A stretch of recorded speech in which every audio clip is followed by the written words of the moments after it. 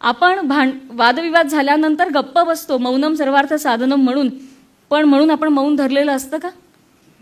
आपण आज जातो स्वयंपाकघरात, मग परात आपट, भांड जोराने गॅसवर ठेव, वाटीच पाड. काय आहे हे? मौन नाही आहे. मौन म्हणजे फक्त शाब्दिक नाही. माझ्या विचारांच्या, माझ्या रागाच्या लाटा अजूनही माझ्या अंगामध्ये येत आहेत, कारण मी मौन खरं धरलेलं नाही, ते फक्त शब्द बंद करून टाकलेत. त्यामुळे आपण जेव्हा मौनम सर्वार्थ साधनम म्हणून गप्प होतो, तेव्हा ते शब्दांचं दमन केलेलं असतं. शब्दांचं वमन केलं तर परिस्थिती बिघडू शकते. बिघडतेच. शब्दांचं दमन केलं तर परिस्थिती बिघडू शकते. शब्दांचं वमन केलं तर परिस्थिती बिघडू शकते. शब्दांचं सातत्याने दमन केलं तर तब्येत बिघडू शकते. खरं आहे ना? आणि म्हणून मग परावाणीचं मौन आहे जे शब्दांचं शमन करतं, आपल्याला थंड करतं. आपण वाद झाल्यानंतर गप्प बसण्यापेक्षा मनातनं जाऊ दे, नाही हा विचार आता इथे संपला, आता मी याच्यावर बोलणार नाही, रागाने नाही, जाऊ दे, जेव्हा चांगली वेळ येईल, जेव्हा योग्य मला वाटेल तेव्हा मी बोलेन, पण आत्ता नाही. तो विचार उचलून बाजूला टाकून देणं हे परावाणीचं मौन आहे. मला बोलण्याची इच्छाच न होणं, प्रतिक्रियाच न उमटणं. व्यवहारातलं परावाणीचं मौन म्हणजे प्रतिक्रियाच न उमटणं हे परावाणीचं मौन आहे. आपण बघा ना, आपल्याशी संबंधित नसलं तरी सुद्धा आपण प्रतिक्रिया देत असतो. ऐक 2 मिनिटं आणखीन घेते. प्रतिक्रिया न उमटणं हे परावाणीचं मौन आहे. आपल्याशी संबंधित नसलेल्या गोष्टींमध्ये सुद्धा आपण प्रत्येक वेळा जाऊन बोलत असतो. काय गरज आहे? हे बोलावंसंच न वाटणं, हे मी सांगते म्हणजे मला हे जमलंय असं नाही. हे फक्त माझे विचार मांडते आणि प्रयत्न त्या दिशेनं चालला, एवढं मात्र नक्की. पण प्रतिक्रिया न उमटणं हे व्यवहारातलं मौन आहे. आणि मग अध्यात्मातलं परावाणीचं मौन कुठलं? कबीरजींनी सांगितलं, पाया कहे सो बावरा, खोया कहे सो बावरा, हे परावाणीचं मौन आहे. मला भगवंत मिळाला म्हणणं चूक, मला भगवंत न मिळाला म्हणणं चूक. इथे जेव्हा माझी वाणी संपते ते परावाणीचं मौन आहे. गीतेमध्ये सांगितलंय परावाणीचं मौन. गीतेमध्ये आपण अशा अर्थाने बघितल्यानंतर लक्षात येतं, यतो वाचो निवर्तन्ते तद धाम परमम मम. जिथे वाणीच संपून जाते, जिथे वाणी परत फिरते, ते माझं घर आहे. म्हणजे मौन, देव कुठे राहतो? मौनात. आपण इतकं बोलतो त्याला, तो कधीतरी बोलतो का आपल्याशी? कारण यतो वाचो निवर्तन्ते तद धाम परमम मम, जिथून शब्द परत फिरतात ते माझं स्थान आहे. म्हणून हे पराकोटीचं आहे, परावाणीचं मौन आहे. मग कबीरजींचाच एक हे देते. कबीरजींनी असं म्हटलंय की कधी होतं हे परावाणीचं मौन? मन मस्त हुआ तो क्या बोले, मन मस्त हुआ तो क्यों बोले. मन संतुष्ट झालं की बोलत नाही. पटकन एक उदाहरण सांगते.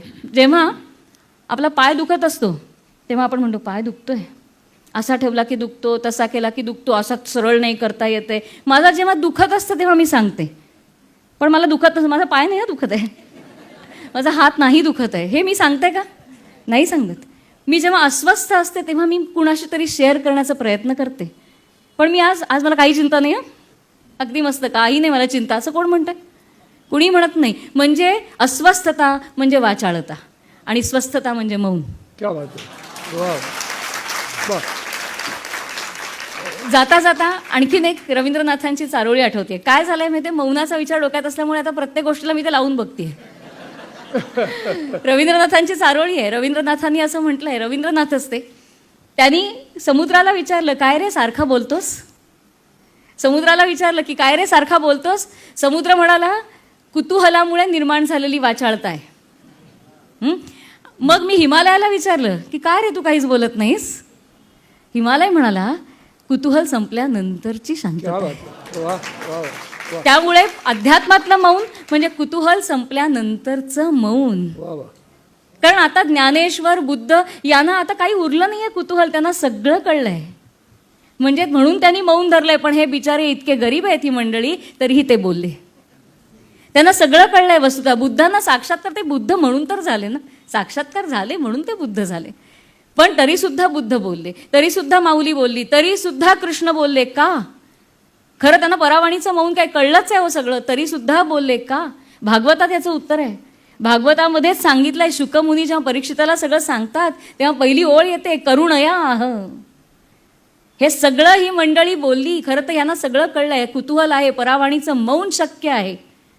पण तरी सुद्धा हे बोलले का? करुणेमुळे बोलले. काय अवघड होतं कृष्णाला? ब्लूटूथनी द्यायचं अर्जुनाला सगळं ज्ञान. नुसता हात ठेवला असता डोक्यावरती तरी सुद्धा ते ज्ञान त्याला प्राप्त झालं असतं. पण तरी कृष्ण बोलले का? कारण त्यांना माहिती होतं की हा एकच अर्जुन असला तरी कलियुगामध्ये प्रत्येक माणूस हा अर्जुनच असणार आहे. वा वा वा. त्याच्या मनामध्ये आयुष्यभर द्विधाच असणार आहे आणि म्हणून मी आत्ता बोललं पाहिजे. आपण जर गीतेचा किंवा महाभारताचा विचार केला तर आपल्या लक्षात येईल, पहिलं मौन जर कोणी सोडलं असेल तर ते कृष्णाने सोडलंय. मराठी काका बसलेत तरी मी बोलते. पहिलं मौन जर कुणी सोडलं असेल महाभारत युद्धामध्ये तर ते कृष्णाने सोडलंय. वस्तुतः कृष्णाचा काय संबंध आहे त्या युद्धाशी? काही संबंध नाहीये त्याचा. दूरान्वये सुद्धा त्या युद्धाशी कृष्णाचा संबंध नाहीये विचार आपण केला तर राजकीय. पण तरी सुद्धा तो तिथे उपस्थित आहे आणि तरी तोही सारथ्य पत्करलेला आहे, शस्त्र हाती घेणार नाही अशा अटी घातलेल्या आहेत. आणि पहिलं मौन त्यांनी सोडलं. कसं मी म्हणते, का असं म्हणते? श्लोक सांगते. पांचजन्यम ऋषिकेशो देवदत्तम धनंजय पौंड्रम दद्मो महाशंख भीमकर्मा वृकोदरा. पहिला शंख फुंकला कोणी? कृष्णाने फुंकलेला आहे महाभारताचा पहिला शंख. म्हणजे मौन कोणी सोडलं? कृष्णाने सोडलं. पहिला शंख फुंकलाय त्यांनी, मग देवदत्त धनंजयांनी फुंकला, सगळं फुंकलं. पण पहिलं त्यांनी सोडलं का? आत्ता मी मौन धरलं तर हे अवघड होईल. मला सगळं कळलंय पण आत्ता यांना नाही सोडायचंय मला. कारण माझं वचन आहे परित्राणाय साधूनाम विनाशाय च दुष्कृताम धर्म संस्थापनार्थाय संभवामी युगे युगे. हे माझं वचन आहे, ते मला पाळायचं आहे आणि मग त्यासाठी म्हणून मी मौन सोडीन. मला वसुधा यांच्याशी काही देणं घेणं नाही. तो सांगतोय त्याला की अरे हे आधीच मेलेत, तू काय मारतोयस त्यांना?